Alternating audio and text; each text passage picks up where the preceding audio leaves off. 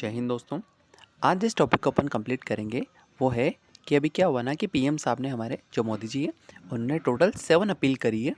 ठीक है, total 7 appeals की थी सिटीजन से। वो 7 अपील्स क्या थी पहले हम ये देख लेते हैं, उसका दम पूरा आर्टिकल भी समझ जाएगा हमें। पहला अपील था कि हम लोकल प्रोडक्ट को यूज़ में लें। सेकंड क्या होगा कि हम एनर्जी को कंजर्व करें। एनर्जी को कंजर्व कैसे करेंगे? हम पूलिंग वगैरह करेंगे। जैसे कि एक कार जा रही है तो उसमें हम एक जना नहीं जा करके हम 4-5 दोस्त एक साथ चले जाएंगे ताकि हम पेट्रोल वगैरह को कम यूज़ कर सकें। ये एनर्जी मतलब एक्चुअली में जब भी एनर्जी आता है ना तब हम ऑयल वगैरह, पेट्रोल वगैरह, गैस वगैरह उनको यूज़ करते हैं। चलो ठीक है। तीसरा ने कहा कि हम फॉरेन ट्रेवल को अवॉइड करें। ठीक है, क्यों? अगर हम फॉरेन वगैरह में जाएंगे तो हमें यूएस डॉलर में पेमेंट करना पड़ेगा और हमारा रिजर्व काफ़ी कम हो जाएगा उससे। और हमें कहा कि हम फॉरेन ट्रेवल को यूज़ ना करके हम क्या करेंगे, हम डोमेस्टिक टूरिज़्म को प्रमोट करेंगे। मतलब कि हम लक्षद्वीप घूमने जाएंगे, अंडमान निकोबार घूमने जाएंगे, ऐसी जगह पे हम मेक इन इंडिया की जो टेक्नोलॉजी है हम उसको प्रमोट करेंगे। मतलब हम उसको यूज़ करेंगे, हम ज़्यादा से ज़्यादा हम वर्क फ्रॉम होम करेंगे ताकि हम पेट्रोल वगैरह को यूज़ में ना आए हमारे वो। और क्या करेंगे, हम सेल्फ रिलायंट बनेंगे। मतलब कि आत्मनिर्भर बनेंगे। हम किसी और इकोनॉमी पे, हम किसी और इम्पोर्ट पे डिपेंडेंट नहीं रहेंगे। ये 7 अपील से क्या होगा, ताकि हमारे जो इम्पोर्ट पे जो डिपेंडेंसी है ना वो कम हो जाएगी। मतलब हमें विदेशों से कम सामान मंगाना पड़ेगा। अगर विदेशों से कम सामान मंगाएंगे तो हमें यूएस डॉलर में पेमेंट भी नहीं करना पड़ेगा। तो हमारा जो यूएस डॉलर का जो फॉरेक्स रिजर्व है ना वो बच जाएगा। ठीक है, और क्या होगा, हमारी जो डोमेस्टिक इकोनॉमी है वो बूस्ट करेगी। कैसे? हम डोमेस्टिक टूरिज्म को अपनाएंगे, हम मेक इन इंडिया को यूज़ में लेंगे, हम लोकल प्रोडक्ट्स को इस्तेमाल करेंगे, इस तरह से करेंगे। चलो ठीक है। लेकिन ये जो 7 अपील्स थी वो गवर्नमेंट जो हमारे मोदी साहब ने क्यों की थी, उसका ये कारण था क्या होना अभी यूएसए और ईरान का भी एक वॉर चला। तो ईरान ने क्या किया, स्ट्रेट ऑफ हॉर्मुज को ब्लॉक कर दिया, उस रास्ते को ब्लॉक कर दिया।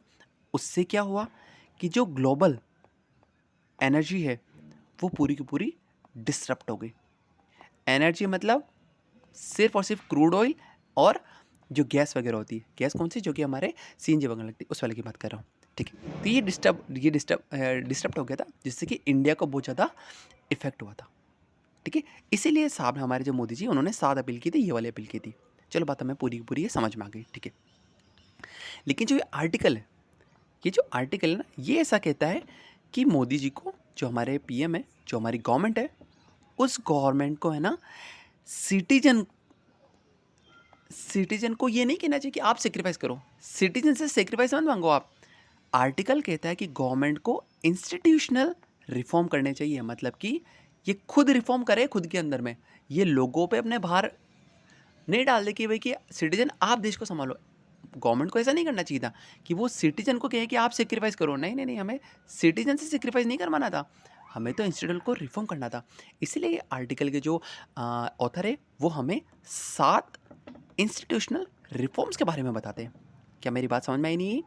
मोदी जी ने कहा कि 7 अपील की उन्होंने सिटीजन्स को कि आप सेक्रीफाइस करो, और आर्टिकल ये कह रहा है कि नहीं नहीं नहीं, हमें सिटीजन से सेक्रीफाइस नहीं करवाना है, हमें तो इंस्टीट्यूशनल रिफॉर्म करने हैं, हमें तो गवर्नमेंट के अंदर रिफॉर्म करने हैं ताकि पब्लिक को बहुत अच्छी सर्विसेज मिल सकें।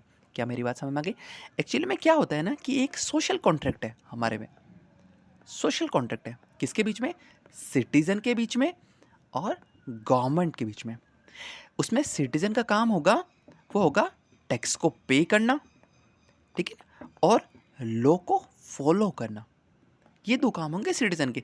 और गवर्नमेंट क्या करेगी? गवर्नमेंट हमें हेल्थ केयर प्रोवाइड करेगी, एजुकेशन प्रोवाइड करेगी, सिक्योरिटी प्रोवाइड करेगी। कैसे? अगर मैंने टैक्स पे किया तो गवर्नमेंट क्या करेगी, उस पैसे को इस्तेमाल करेगी वो पुलिस को बनाने में। और मेरे घर पे कभी चोरी होगी तो पुलिस आकर के उस चोर को पकड़ लेगी। और सिक्योरिटी कैसे देगी? ये सिक्योरिटी देगी आर्मी से। पाकिस्तानी आकर के मेरे घर में कभी हमला नहीं करेगा, और वो हमला करने की कोशिश करेगा पाकिस्तानी तो आर्मी मुझे बचाएगी। समझ में आ गया? ये एक तरह का सोशल कॉन्ट्रैक्ट है किसके बीच में? सिटीजन और गवर्नमेंट के बीच में। ऐसा होता है। तो आर्टिकल का जो ऑथर है उसने 7 रिफॉर्म बताए हैं गवर्नमेंट के लिए कि गवर्नमेंट को ये करना चाहिए, तब जाके हमारी जो इकोनॉमी है वो काफ़ी बेटर होगी।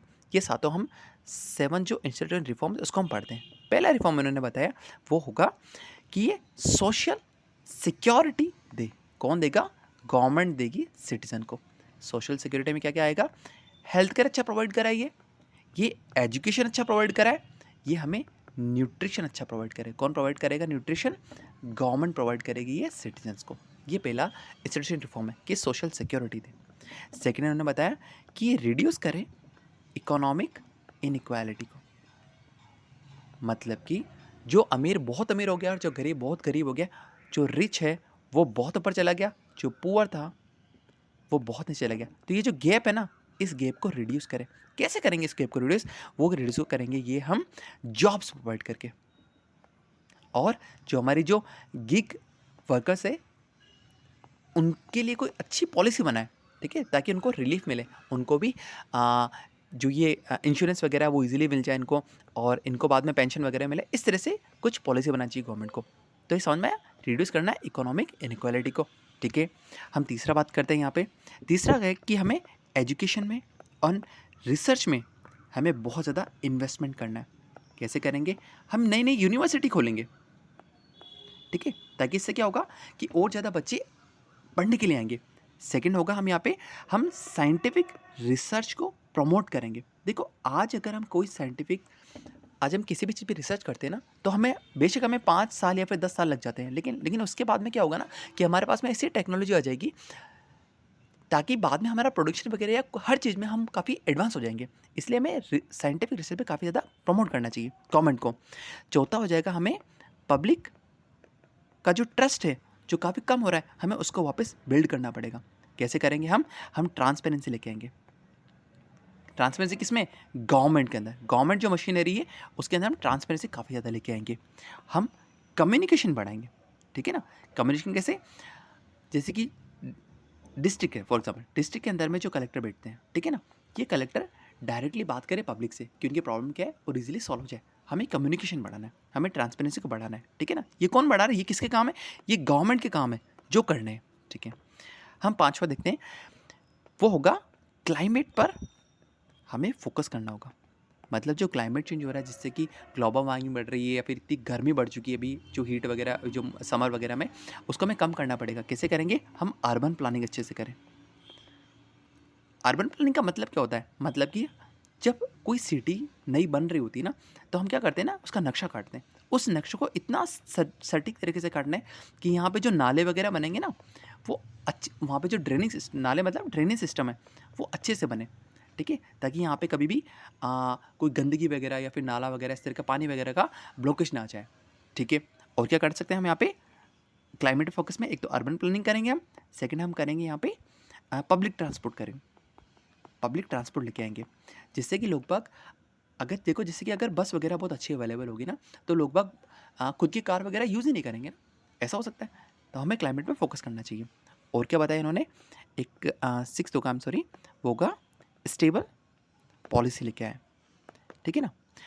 गवर्नमेंट क्या होता है ना, कभी कभी जैसे कि फॉर एग्जांपल अभी गवर्नमेंट ने कहा कि हमें ना अभी हम जैसे कि कोई इंपोर्ट कर रहे हैं, फॉर एग्जांपल हम अभी आयरन को इंपोर्ट करें, तो गवर्नमेंट क्या करेगी? अभी आयरन के इंपोर्ट पे कोई टैक्स वगैरह बढ़ा देगी, ठीक है ना, और बाद में इस टैक्स को वापस कम कर देगी।